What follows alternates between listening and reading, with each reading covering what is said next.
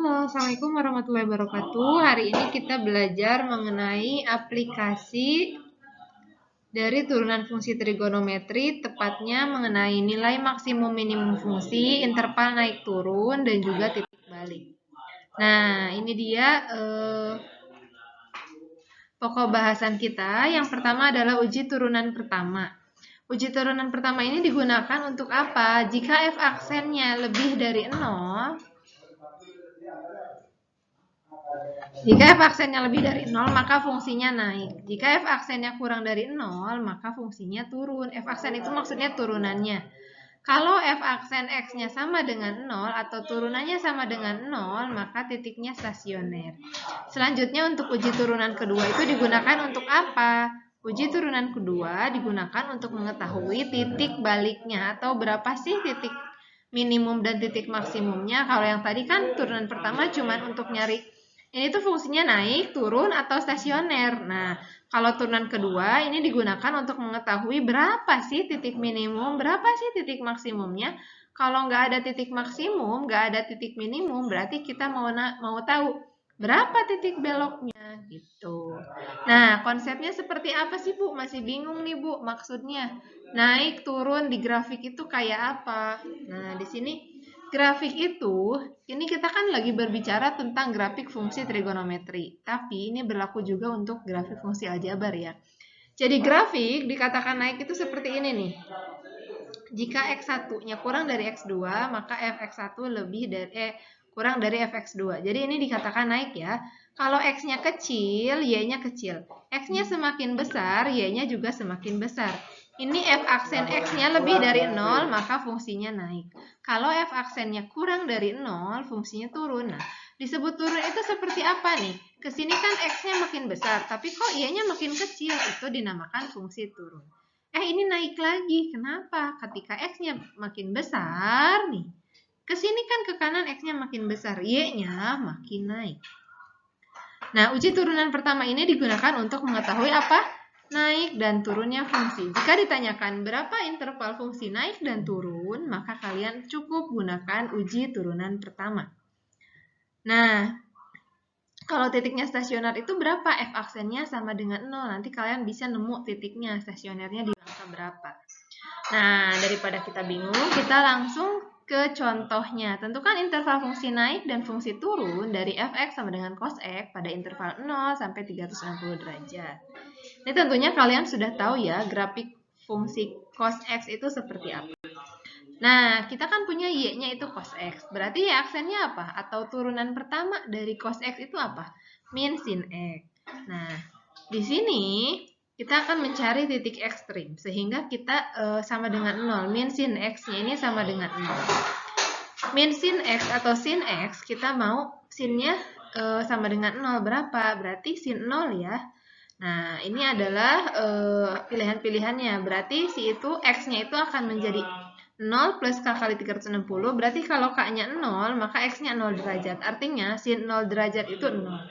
Pilihannya selain 0 derajat, berapa lagi yang membuat sin x itu 0? Maka kita masukkan, oh ini maaf, ini typo ya. Ini harusnya k1, maka x-nya 180.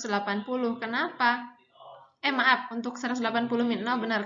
Kalau k-nya 0, maka x-nya 180. Nah, kalau k-nya 1, maka x-nya 360. Tapi ketika di sini kita masukkan k-nya 1, maka x-nya tidak bisa lebih dari 360 kan? Kita kan di sini intervalnya cuma 0 sampai 360 derajat. Oke, tadi berdasarkan hasil perhitungan didapatkan bahwa yang membuat sin sesuatu yang membuat 0, sin berapa sih? Sin 0 derajat hasilnya 0. Sin 180 derajat hasilnya 0. Dan sin 360 derajat juga hasilnya 0. Nah, sekarang kita mau tahu antara 0 dan 180 itu grafiknya naik atau turun. Antara 180 dan 360 itu naik atau turun. Nah, di sini kita akan melakukan uji titik 90 derajat. Kenapa kita pilih 90 derajat? Karena 90 derajat ini ada di antara 0 dan 180 derajat kan? Di tengah-tengah ini ada 90 derajat. Bu, kalau saya mau pilihnya 30 derajat, boleh? Boleh. Mau pilihnya 145, 135 boleh, terserah ya. Yang penting angkanya antara 0 derajat dan 180 derajat. Itu maka Y aksennya nanti min sin X sama dengan min sin 90. Itu hasilnya min 1. Berarti di sini negatif. Lalu kita akan uji titik juga antara 180 dan 360. Di sini yang Ibu uji adalah titik 270 derajat, maka Y aksennya adalah min sin 270 derajat sama dengan 1. Hasilnya positif, maka kita beri tanda, maka grafiknya ini turun dari 0 sampai min 180 derajat, sampai 180 derajat, maaf, dan naik dari 180 derajat sampai 360 derajat. Sehingga di sini grafiknya seperti ini ya. Antara 0 dan 180 itu min alias turun, kemudian dari 180 ke 360 derajat itu plus alias grafiknya naik. Nah, latihan soalnya di sini Ibu punya tentukan interval grafik fungsi naik dan turun pada fungsi ini. Silahkan kalian coba kerjakan dengan cara yang sama seperti yang sudah Ibu jelaskan tadi. Kemudian yang kedua, pokok bahasan kita yang kedua adalah menentukan nilai maksimum dan minimum dengan uji turunan kedua. Kalau yang tadi kita hanya mencari rentangnya ya, rentangnya tuh turun di angka berapa sampai berapa, naik di angka berapa sampai berapa. Kalau sekarang kita mencari titik koordinatnya, berarti kita harus cari tahu X-nya berapa derajat dan Y-nya itu hasilnya berapa gitu. Nah, di sini yang tadi, beda lagi soalnya. Di sini Ibu punya, menggunakan uji turunan kedua, carilah titik maksimum dan minimum fungsi trigonometri fx sama dengan x plus sin 2x pada interval 0 sampai 180. Jadi kita mau nyari titiknya ya, kalau menggunakan uji turunan kedua itu kita goalnya adalah mendapatkan titik. Nah, Y-nya kan x plus sin 2x, maka Y aksennya adalah apa? X turunannya apa? Turunan dari x 1, turunan sin 2x 2 cos 2x. Maka ketika Y aksennya itu ketika 0 itu ketika apa gitu ya. Kita hitung. Di sini 2 cos 2x sama dengan min 1, kemudian cos 2x sama dengan min setengah. Nah, cos 2x sama dengan min setengah ini apa aja? Min setengah ini kan misalnya kalau 2x-nya 120 plus kat dikali 360 derajat.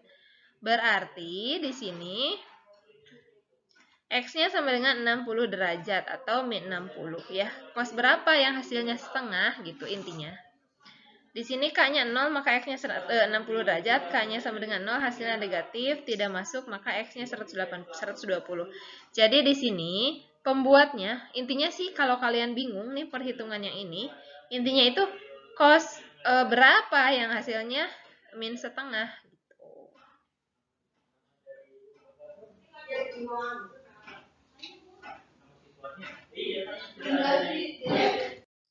Oke, selanjutnya ya double aksennya sama dengan ini, maka kita hitung. Ketika X-nya 60, maka nilainya adalah min 2 per 3 akar 3. Ketika X-nya 120, maka di sini nilainya adalah min 4.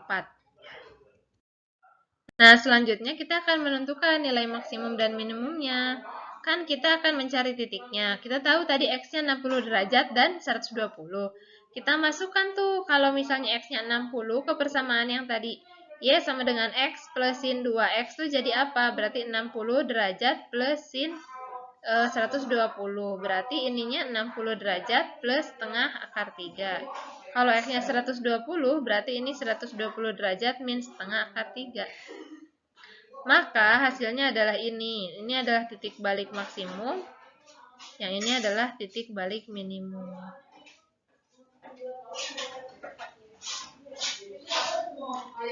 Seperti itu ya. Kalian coba gunakan cara ini untuk menyelesaikan latihan soal yang tadi. Coba ya.